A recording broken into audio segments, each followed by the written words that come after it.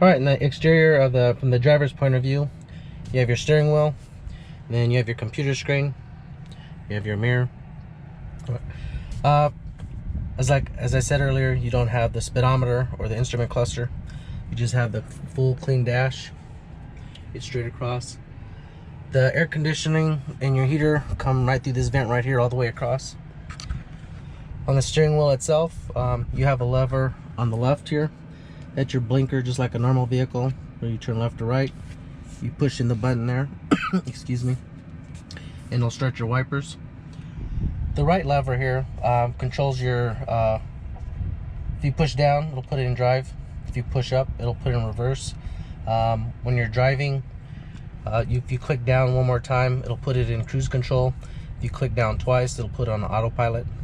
The vehicle that I have here is a long-range Tesla Model 3, so it comes with autopilot, which means as we're driving down the road, if I set it to autopilot, it'll maintain staying in its lane.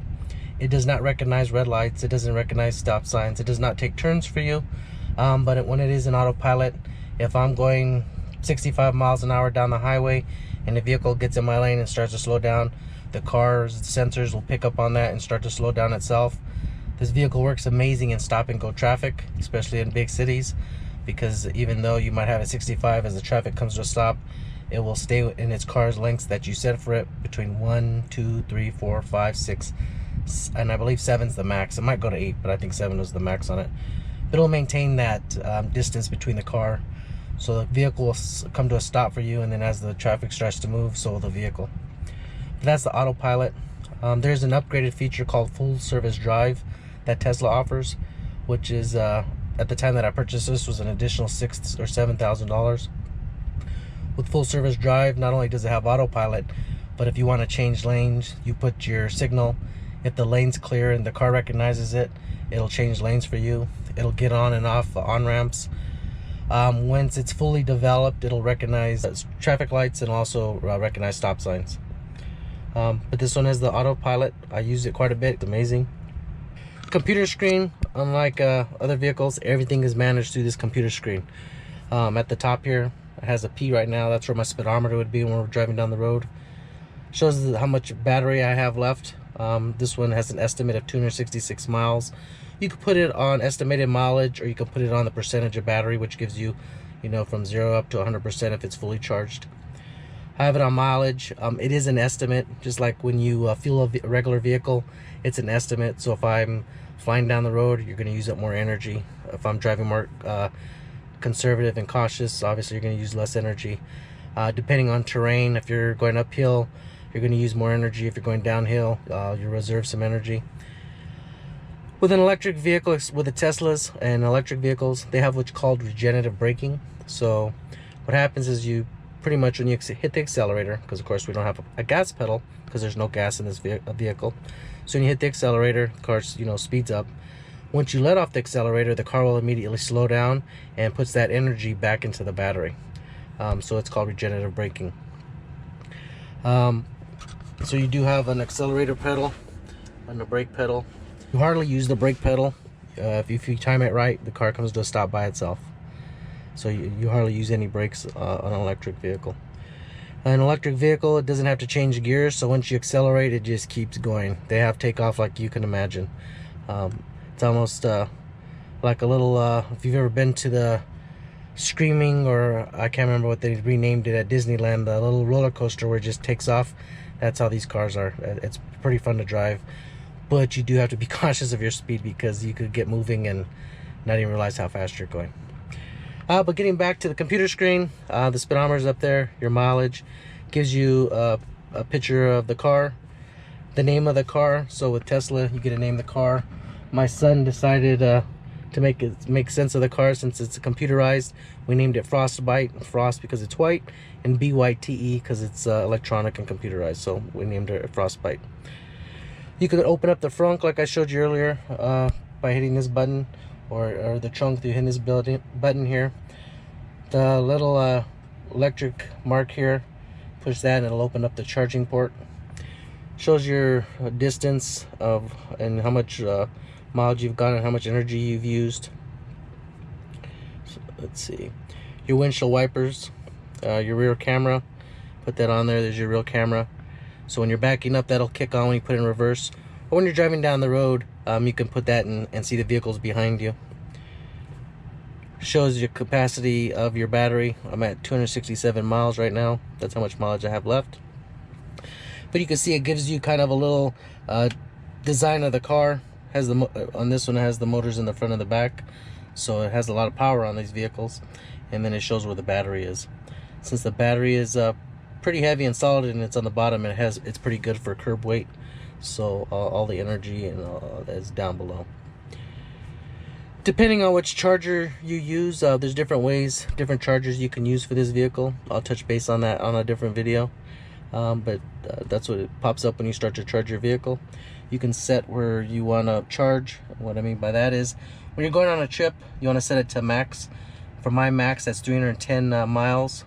If you use miles or 100%, they tell you to charge on a daily basis from 90, 80, 70, 60, or 50%. And the reason being is you don't want to always have it at 100%. Because it's not good for the batteries to constantly be full.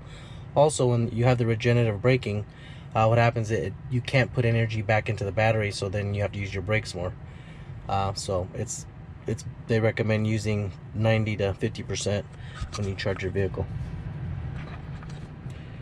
But everything's handled through here: the air conditioning, the heater, the vents. I don't know if you could see it on the video, but you control the vents right there. You can change it just like that, bring it together. Same thing for the passenger. You can lift it up, bring it down, so it follows your fingers. It's a little bit different than a regular car. This vehicle has heated seats, so you can heat the seats in the front or the back, turn them all off, pick whichever seat you want to heat. We're in a hotter climate state, so I don't know if I'll ever have to use those. One of the things that Tesla offers is dog mode. So what that means is you can set your climate, and especially nowadays that people like to take their pets with them. When you get out of the vehicle, you put it in dog or mode. You leave your cat or dog in the car, it'll maintain it's the temperature that you have set in there.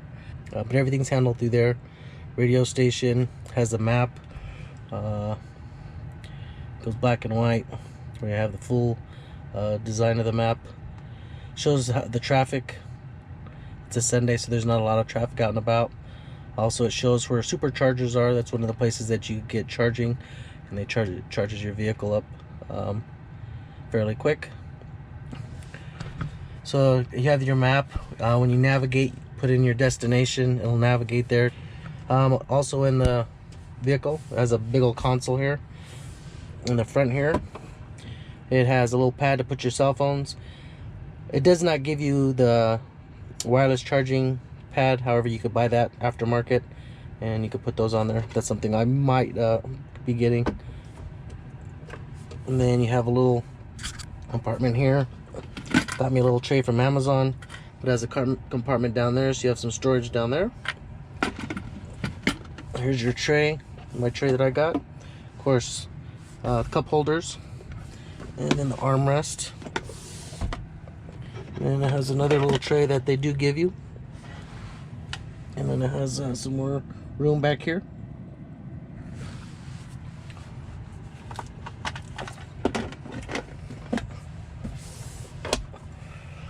So that's pretty much the interior and exterior of the Model 3.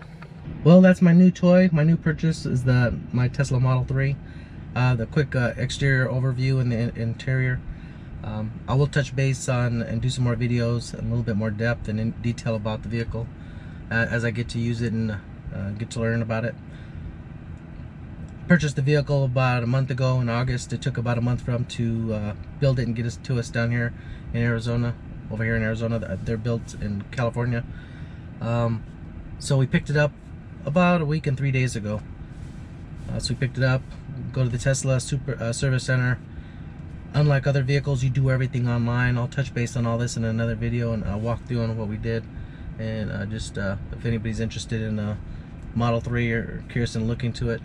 It's been a really good car in this week and a half. You know, we're managing, trying to learn how to live with an electric vehicle. That's something we've never had in our family before, and since we've never had an electric vehicle, we're leasing this vehicle for 3 years from Tesla, and the plan is, if we like the vehicle, the product, and it fits our lifestyle, our plan is to actually buy one, if not 2 more Teslas, because right now, along with our Model 3, we have 2 Jeeps. Both my wife and I, we have Jeep Wranglers. We love our Jeeps, but they do use a lot of gas, and the gas has just gone up again. So my wife told me after she got gas in the Jeep, it went up again. I think it's like $3 here, and of course in the week and a half, which usually I fill up twice in my Jeep going back and forth to work, I haven't put any gas because I'm driving an electric vehicle. So every evening I just plug in. So in the morning I have juice in the car and ready to go. So I'm not familiar with the gas prices other than with her updating. So, but that's my overview of my new purchase, my new toy. So thank you for watching Journeys with Daniel, and I'll keep you posted on some updates, and thank you for watching.